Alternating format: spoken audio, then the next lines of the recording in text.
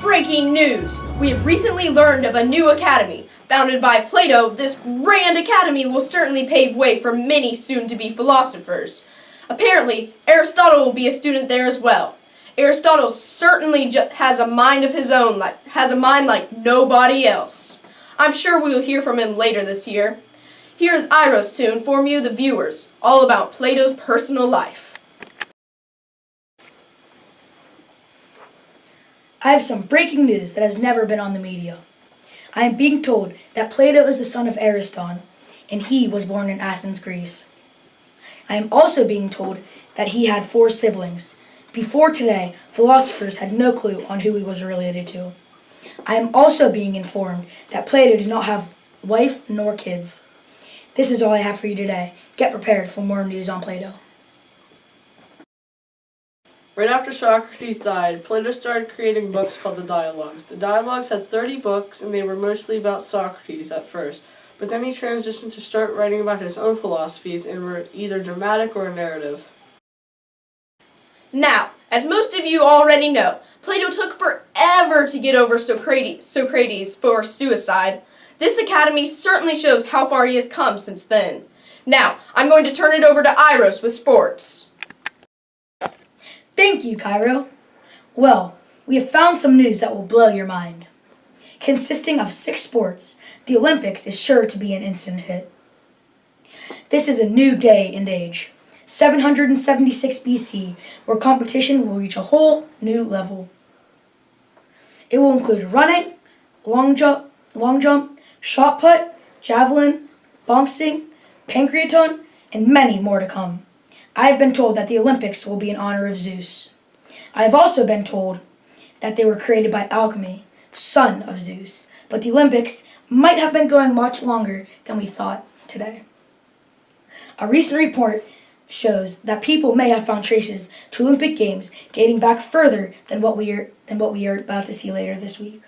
It may not have been the Olympics, but it was competitive games that were created.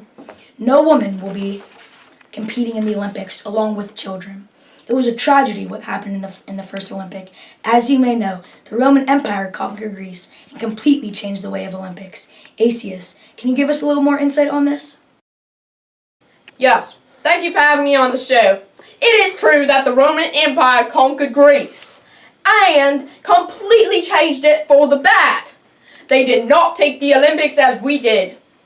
Their leader, Nero, was participating in the event, and it did not win. So, he decided to give himself the win by default. Thank you, Asius. As you said, this was a very tragic time for the Athenians, and they had a very hard time recovering from their tragic loss. These events are expected to take around 5 days, with different categories each day. You better find your seats early, because there's an expected 40,000 people to show up. Also, don't eat a big breakfast, because there will be a barbecue, along with cow, which is a tradition that will honor Zeus, as the games are named after him. This is all I have for you today. Reporting more in Athens will be Kairos. Thank you, Iros. Now it's time to talk business. As you are already aware of, trade is critical to our economic success. Now, what most of you don't know is the reason for currency. Here's a short clip I shot while visiting our trading post. Hello, this is Channel 1 News. Today I am going to show you how our currency came to be. I have one man here to explain it all. So, Silos, is it true that currency was made just because we needed some medium exchange for goods? Well, Kairos, that is all true. We needed currency to help support trade deals. This way, we had something else to give traders instead of trading our livestock and supplies each time. I see. Well, thank you for your time, Silos. Of course. Anytime, Kairos. Isn't that fascinating? Well, now let's go to Cosmo with the philosophy report.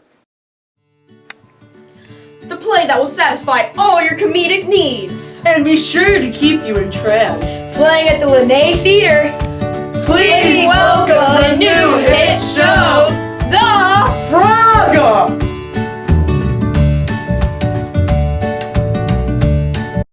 Thank you, Kairos. Athenian Greek philosophy arose in the 6th century BC. It was used to make sense out of the world in a non-religious way.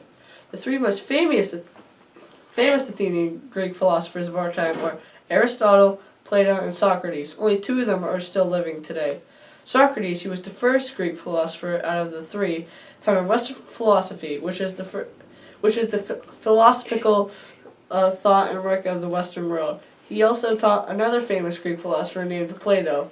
Plato was a student of Socrates until Socrates forced suicide. Plato was disgusted by his death, so he left Athens for a small period of time. When he came back, he founded the academy. He taught Aristotle there, and after years of being taught at the academy, he founded the Lyceum. Aristotle also taught many war journals, but the most famous one was Alexander the Great. Today I will tell you all about the frog, but to fully understand the play, let's first look into the stages being played at. The Linnaea Theater can hold up to 14,000 audience members, and audience members will be coming from all over Greece, all there just for a night of entertainment. Many of our theaters, not excluding the Linnaea Theater, were built onto hillsides. This is why we used stage directions, and they seem odd when a theater is on the ground. The Linnaea Theater is also known for being circular. This is done so that all the audience members can hear. However, due to the size and structure of the stage, only 2 or 3 actors will be on stage at a time. This may limit our understanding of any plot, but I am sure The Frog will still be an instant hit. The actors also wear masks so the audience members can easily distinguish the different characters. I can't wait to see what mask Dionysus will be using in The Frog. At the Linnaea Theater and other theaters there is commonly a chorus. A chorus's sole purpose is to explain the plot or to be background music. Now, enough talk about the stage. Let's talk about the production that is sure to be an instant hit. That's right, The Frog. Now it's time to talk about the show that has swept the world off its feet. That's right, as I'm sure you already know, The Frog has swept away all competition. Its hilarious humor is sure to set your day off right. It follows Dionysus and his servant, Xanthias, on a quest to free a recently dead person, one who should still be alive. I won't spoil it at all, but the entire first act is all about Dionysus making critical errors and Xanthias forced to fix all the wrongdoings. As the story continues, there are multiple laughs. In one scene, Dionysus wears Hercules' clothing. One man tries to kill him, so he tells Xanthias to wear it. But then someone loves Hercules, and Dionysus makes them switch. This funny scene goes on for a couple more times.